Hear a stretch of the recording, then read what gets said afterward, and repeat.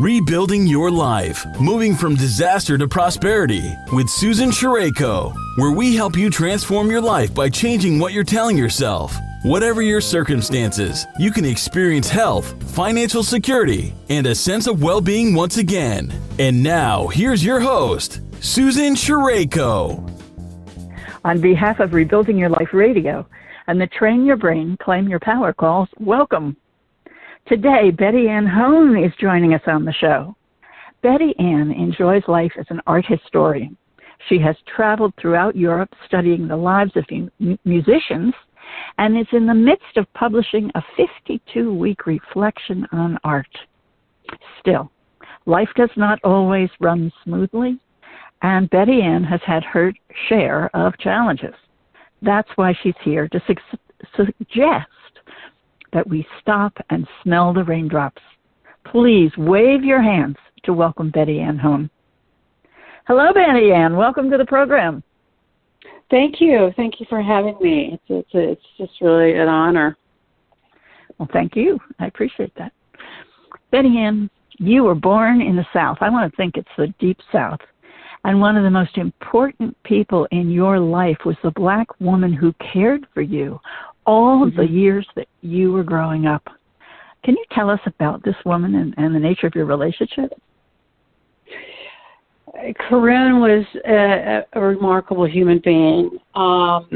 She came to work for us when I was like 5 years old, and we just connected immediately. She just took my hand and set me up on the counter in the kitchen and told me about the pearly gates of heaven. And that may sound corny to people, but she was so strong in her faith and so loved God so much. And she wanted me to have the same love that she did and to know that one day I would be entering those pearly gates in heaven. And so today, even to this day, now that I'm 67 years old, it's like I'm going, well, there better be some pearly gates because Corinne told me there are. And she's been gone for quite some time now, but she had a huge hand in raising me till I went off to college. And she just, my parents were extremely open, and they were not judgmental, and they were not, they really taught my brothers and me not to be, not to look at color and life and people who are less fortunate is any different than us. And so I never looked at people that way. And Corinne also really helped that. And she would take me down, we lived in Memphis. She would take me to Mississippi on a Sunday to her church. And so that was an eye-opener because there I was, the one little white girl in this church of all Black people. And I'll never forget it. And just the joy of how they praise God. And then after that, she would take me fishing and in Mississippi and with some of the other little Black children, and I just that's how I grew up with her. And I remember vividly we lived way out of town at that time, and we would go on the bus, down to the zoo, and of course the buses were segregated. This was the early 60s, so I would sit with her, and not with the white people. I wanted to sit with Corinne. And at the zoo, it was very segregated. She would order food from, at one window, and I'd order food from another window, and she would drink her water from one fountain, and I'd drink my water from another fountain, and I never understood it. I just didn't get it, and why life was this way and why people were this way. And luckily, I had parents too that really were very open, as I said, and but Corinne was, as I said, was a very integral part of my life growing up. So I went off to college. Yeah, and I mean those are tremendous memories to bring with you as you go through life. Oh, absolutely. Her impact. Absolutely. Yep. Now, I'm also looking at the work you ultimately pursued, and that I'm going to use a phrase you might recall, the late bloomer, because like many of us in this generation, we did our MRS first, yes. Mrs. So you went away to school, you married young, and you had children. And it wasn't until they were grown that you began to pursue what you really wanted to do. When did you realize what that was? Well, in college, I majored in art history, and I did love it. And as you said, I got married pretty much right out of college, and had my children young. And when they were, I guess I was in my early 30s, I found out about a program at the San Diego Museum of Art, a program that taught people to be docents, to tour people around the museum. And I thought, this could be a nice volunteer work for me.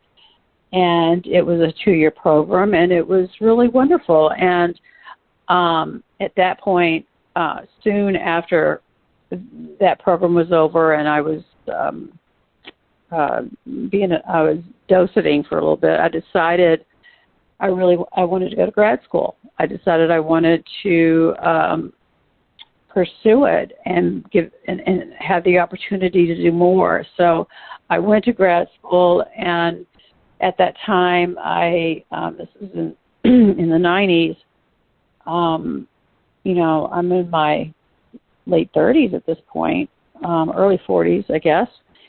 And I'd gone through a divorce, and my mother passed away, and I just decided at that time that I was going to pursue what I really wanted to do, and that was to be in the art history world. So I became, luckily, I was hired as an adjunct professor at 2 universities.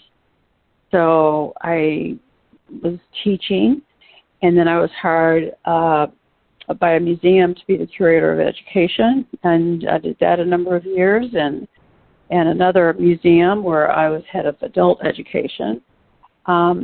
So since the 90s, I've been, in the field of art history field, and then and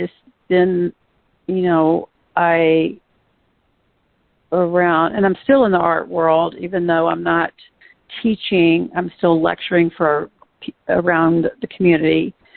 And it was in 2015 that I think I told you when we spoke earlier that in the middle of the night, I woke up and I said, you know what? I'm going to write my memoir. and that's when I wrote Smell the Raindrops. And I thought, I could cover so many different topics in my story that people could relate to, and I could help people and open people's eyes to different things, and that's how that happened. Yeah. So what was the most important part of your story that was pressing you to talk about it? In my book was, I guess, Corinne was a huge part. Corinne was a big part of it. She's like the connecting thread throughout the book. But I had gone to rehab in 1997. I come from a family that's of addiction, It goes way, way back. And unfortunately, I got the addiction. I did get help. I went to a rehab in 97, and even to this day, I've never had a drink of wine. And now tell me though. That was a big part of it. Did it affect your marriage, the drinking situation? My marriage. We were divorced before. We got divorced, I think, in 92 and 93. We started going through the divorce in 1990 after my mother passed away. But the drinking really hadn't affected me yet. Mm-hmm. I would say that the drinking didn't affect the marriage. But I will say that from the years of 1990, when my mother died, to 97, is the period where bit by bit, over those 7 years, the drinking became a problem. At first it was like, one glass of wine at night, then it became 2 glasses. And then, as time passed, it was like a bottle or whatever. And so I was kind of the silent drinker at night. And which is very, very common among women to be silent drinkers. Yes. They live a perfectly normal life during the day. They do their jobs. They take care of their families. And then at night, they let it down. Yes, and that's what I was. And so, do you have, how many years sober are you now? I'm sorry? How many years have you been sober now? Since 1997, so 24 years. Wow. The classic question is, how did you do it? And I know that in your case, at some point, you decided to go to the Betty Ford Center. So how did that happen? How did you? I wouldn't necessarily think to go to the Betty Ford Center if I had to go for help. It's sort of right. It's a famous place. I would never thought of it. It's really close to where I live. To be honest, it's only an hour drive. Over to Palm Desert, from where I live in California. It was just it was easy to get there. So that's really the reason. Not that it was famous or anything. But when I went, I just was determined. I thought, I'm going to do this. I'm going to do these 30 days, and I was determined to do everything I was supposed to do, and I was determined never to have a drink again. I really was. And often in rehabs, people are very negative, and they don't want to be there, and it takes them several weeks just to even adjust to being in rehab. They're they're bitter or whatever, but I looked at it as one of the best things that had ever happened to me. I mean, I thought, I'm going to do this, and I was determined to do it. And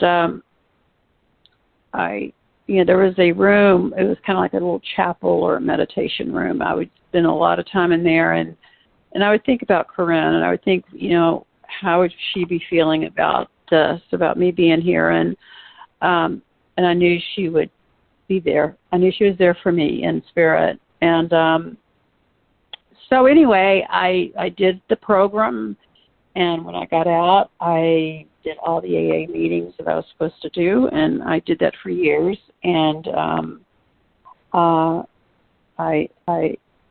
it just kept me sober. And for some reason, I thought in this book, maybe it would help people. And I got an email from someone, or is on my Facebook, because I have a website. Someone wrote in on it, a young man, and he said it saved his life. He was ready to kill himself, and just reading my book saved his life. And I'm thinking, if I can help, so powerful, yeah. If I can help one person or two per people or whatever, then you know what? It was all worth it writing the book. Now you include a description of the time you spent in Betty Ford. Was it 30 days exactly? I was there 30 days. Yes. Okay. And I know you've also turned that into a stage play. It's going to premiere, yes. in New York City. Yes. Mm-hmm. Again, I don't know how that happened, but a playwright in New York read my book and got hold of me and said he would love to, with my permission, write a play based on the addiction part of my life, and he entitled it 30 Days. And it was supposed to be performed in 2020, and and then of course in COVID, and so it's been, and then it was supposed to be performed this coming August, and it's still not because of the COVID situation. The theater, it's an off Broadway kind of production, so which is great. I'm fine with that. It's at the Hudson Guild Theater downtown, and but they're using the theater right now to give vaccinations. So I'm hoping it will be this fall. But I saw some of the. I went back to New York just to see the rehearsals, and I love what he did. I mean, it's just a 2-person play. It's me. There's 3 women who play me. Me at 10 years old, a little girl, and me at the Betty Ford Center, and then me today, and the other person in it is Corinne, and that's it. And that's all the people in it. And I really liked how he interpreted the whole thing in my life. What is it you share in the 30 days portion that you think has such a profound effect, or can have such a profound effect on others who hear it or read it? I think so many people are scared. So many people have the fear of addiction. So many people are embarrassed and won't come out and ask for help. And what you realize when you go to a rehab, addiction, it can happen to anybody. It doesn't matter. You can be the wealthiest person in the world. You can be the drunk on the bench, and it doesn't matter who you are. Addiction has no boundaries, and I think people are scared of that. They're scared and embarrassed, and I'm hoping that in my book and in the play they would see that it's nothing to be embarrassed about at all, and there is hope and there is help, and you can do it, and that's what I hope people get from it. And it's one day at a time. They teach you that, and I still live it one day at a time. I mean, I could fall any day. I mean, I could take a drink, and that would be it. So I never, ever take it for granted. And, do you still participate in the program? In the AA program? Mm-hmm. Yes, I still go to meetings. I don't go every day. And I know many would say, oh, you should be going every day because that's just what you need to do. Because some recovering alcoholics, I mean, AA is really their life, and they're there every single day, and that's wonderful. It's great. I don't go every day. But that's just me. Yeah, I don't. But that's what you do. Yeah. I don't get it. Mhm. Mhm. So you have this, a wonderful platform on which to make a difference in healing other people's lives, and sharing a success story for people who really need help, and as you put it, they're afraid to take a step forward. I'm so thankful you've actually received emails from someone saying it saved my life. You can't ask for a better award than that right there. Absolutely. So Where is the book available? Smell the Raindrops is available on Amazon and or on my website. Most people seem to buy it on Amazon. Mm-hmm. And they find out about it? Or does it come in ebook too? Yes, it does. And how do they normally find out about it? How do they find out about it? Mm-hmm. Oh, you can just go to Amazon and write in "Smell the Raindrops," and it'll come up right there. And there's people. I have a number of reviews if they want to read it. They can do that. They can find out more on my website, which is baaustin.com, and more about the book there. And I, also have a blog that I write on different things, not just addiction, but other topics, like the other topics that I've covered in the book, like the segregation issues, the homosexuality issues, the different other topics that I've included. Mm-hmm. I know you've still been actively promoting the book, along with producing 30 Days from the stage play, but you're also actively involved with another thing, at least one other thing. You're very enthusiastic about the music trips you've been taking to Europe. Yes. Tell us about that. Luckily I found out about a tour called In Mozart's Footsteps, and I looked into it. I called the guy who's the head of these tours, he was his name's David, and Dr. David Nelson, and he was a musicologist, professor at the University of North Carolina, Greensboro, and he just retired now, but he was doing these classical music trips to Vienna and Salzburg, and we went in Prague. He does the Bach Festival in Leipzig. He's expanding to Dresden. But the trips that I've been to with him have been the Salzburg and Vienna and Prague, and it's been just exceptional.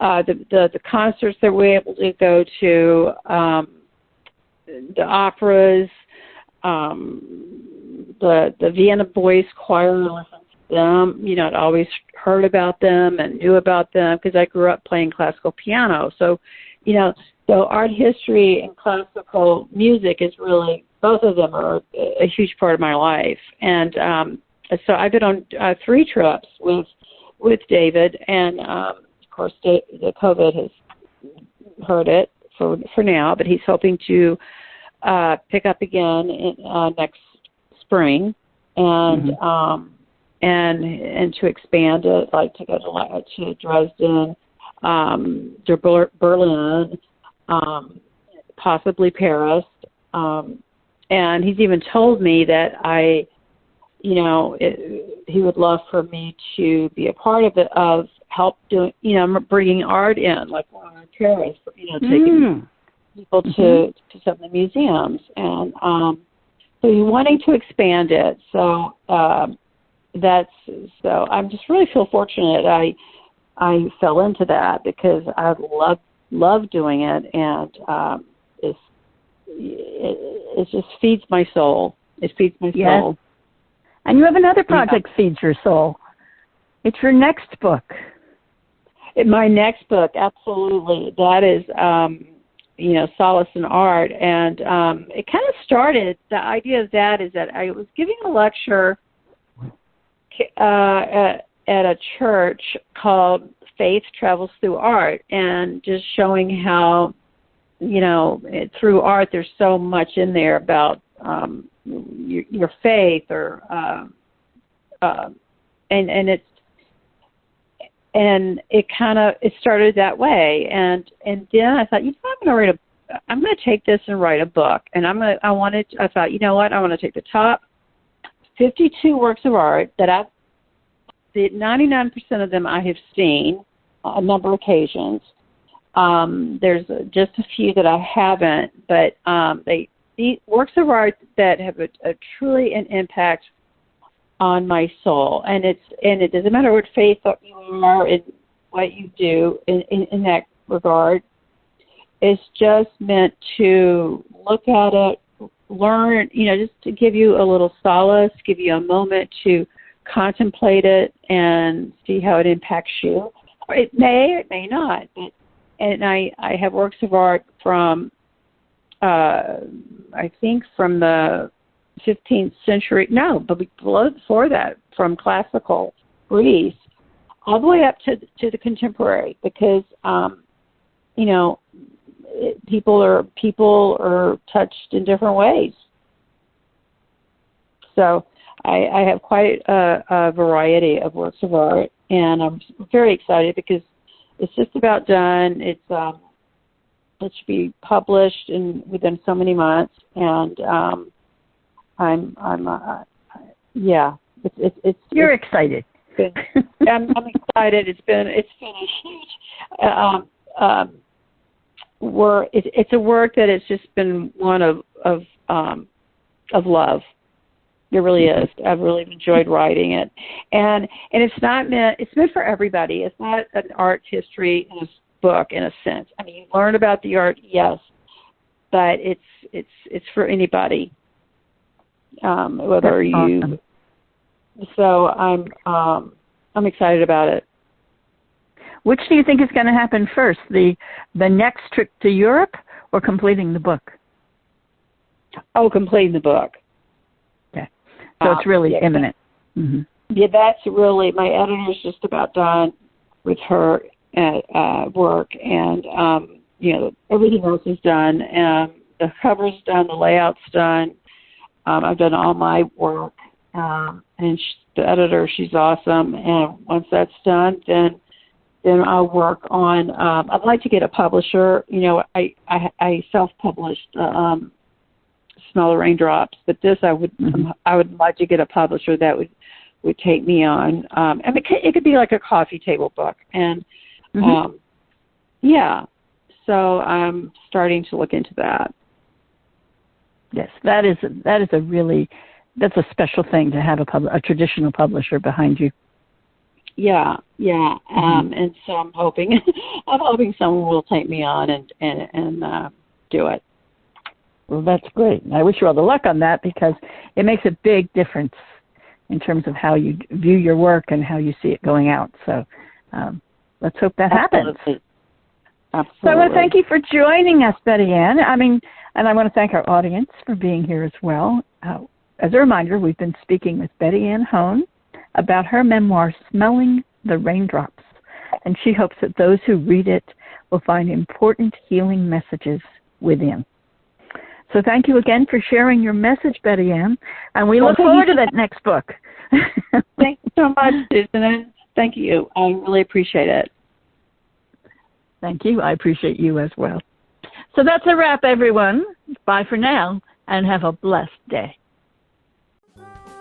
Thank you very much for tuning in today. If you've been inspired by this show, leave a rating or review on iTunes and visit www.rainbowsoverrunes.com to receive a free chapter from Susan's book. On behalf of Susan Shareko, this has been Rebuilding Your Life, moving from disaster to prosperity, sharing the journeys of those affected by sudden and great loss and what they did to heal, rebuild, and where they are now.